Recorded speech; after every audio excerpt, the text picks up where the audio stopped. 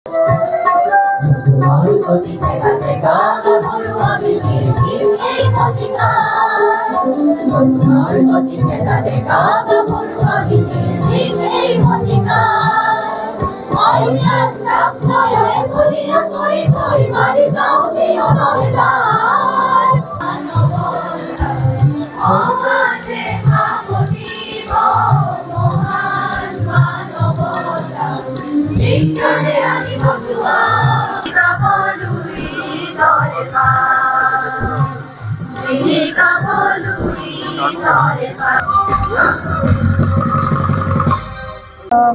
লগা এটা অনুভৱ আৰু ইমান ধুনীয়া এটা ক্ষণ আজি এই আৰু ইমান ধুনীয়া এটা মানে শোভাযাত্ৰাটো ইমান সুন্দৰ হৈছে আৰু পানী তোলা কাৰ্যসূচীৰে শুভাৰম্ভ হৈছে গোটেই অনুষ্ঠানৰ ভাল লাগিছে। প্ৰাক্তন ছাত্ৰী হিচাপে সদায় যিটো আশা কৰোঁ কলেজখনৰ গৰিমা যেনেকৈ আছে তেনেকৈ সদায় অটুট থাকক সেয়া কামনা কৰিছোঁ আৰু শিক্ষক শিক্ষয়িত্ৰীসকলক বহুত দিনৰ পিছত লগ পাইছোঁ, সহপাঠীসকলক বহুত দিনৰ পিছত লগ পাইছোঁ, ভাল লাগিছে। পানী তোলাটো নতুন অভিজ্ঞতা। এনেই বিয়াত সাধাৰণতে পানী তোলাত লগত যাওঁ, কিন্তু কলহ আজি প্ৰথমবাৰৰ কাৰণে লৈ পাইছোঁ।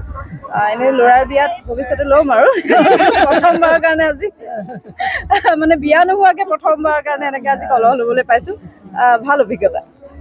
আজি এই হীৰক জয়ন্তী আজিৰ পৰা যি আৰম্ভ হৈছে 9 তাৰিখলৈকে থাকিব কাৰ্যসূচী।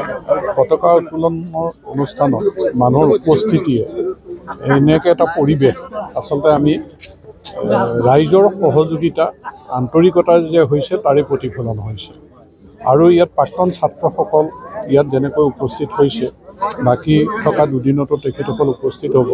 ইয়ে আমাৰ বৰ্তমানৰ ছাত্ৰ ছাত্ৰীসকলক উৎসাহিত কৰিব যে তেওঁলোকে কেনেকৈ আচলতে জিলিকি আছে এই বিদ্যালয়খনত, মহাবিদ্যালয়খনত শিক্ষা গ্ৰহণ কৰি তেওঁলোকে যে নিজকে প্ৰতিষ্ঠিত হ'বৰ কাৰণে সক্ষম হৈছে। আৰু সেই সময়ৰ মহাবিদ্যালয় আমি পঢ়াৰ সময় 79 to আমি 86লৈকে যেনেকৈ আছিলোঁ, সেই সময়ৰ মহাবিদ্যালয় আজিৰ মহাবিদ্যালয় মাজত কিমান পাৰ্থক্য।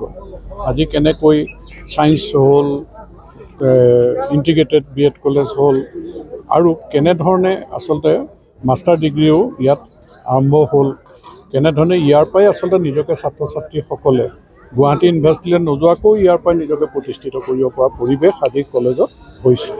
গতিকে শৈক্ষিক পৰিৱেশ ইয়াৰ ভাল আৰু মানুহৰ অভিভাৱকসকলৰ সহযোগিতা, ৰাইজৰ সহযোগিতা ভাল আৰু ছাত্ৰ ছাত্ৰীসকলো যথেষ্ট নম্ৰ, ভদ্ৰ আৰু শৃংখলাবদ্ধ এক পৰিৱেশে এই মহাবিদ্যালয়খনৰ সুনাম অৰ্জন কৰিবলৈ সক্ষম হৈছে আৰু তেওঁলোকে নাম জিলিকাবলৈ সক্ষম হ'ব।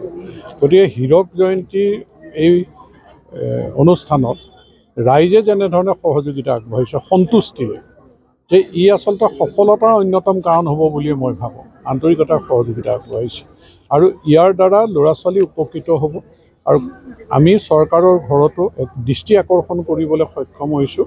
গতিকে চৰকাৰীভাৱেও নতুন ৰাষ্ট্ৰীয় শিক্ষা নীতি মতে যিখিনি সহযোগিতা আন্তঃগাঁথনিৰ কাৰণে কৰিব লাগে কৰিব, শৈক্ষিক পৰিৱেশৰ কাৰণে কৰিব লাগে কৰিব।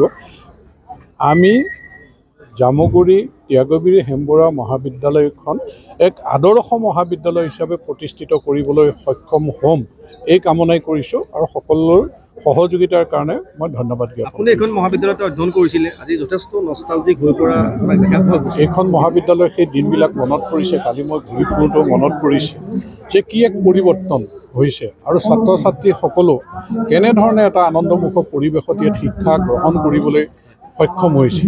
গতিকে এই যে আমাৰ পূৰ্বপুৰুষসকলে এই চিন্তা যে কৰিলে মহাবিদ্যালয়খন প্ৰতিষ্ঠা কৰা, এনেকুৱা এটা জেগাত প্ৰতিষ্ঠা কৰা, যিটো জেগা আজি 9 দুৱাৰ সমজিলাৰো মুখ্য কাৰ্যালয় হিচাপে ইয়াত গঢ় লৈ উঠিব, কিমান উন্নতি হৈছে। আমি সেই সময়ত চাহ দোকান এখন নাছিলে ইয়াত চাহ একাপ খাবলৈ, কেনেধৰণে কেণ্টিনৰ অৱস্থা কি আছিল, ক্লাছৰুমৰ অৱস্থা কি আছিল, কেনেধৰণে চকুত লগা মহাবিদ্যালয় হৈছে আৰু জিলিকি উঠিব।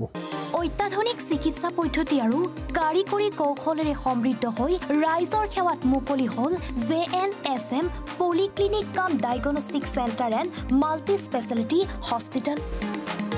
পেৰামেডিকেল প্ৰশিক্ষণৰ ব্যৱস্থাও উপলব্ধ। আমাৰ ঠিকনা ৱাৰ্ড নং 4 কৰিম চক মঙলদৈ দৰং অসম।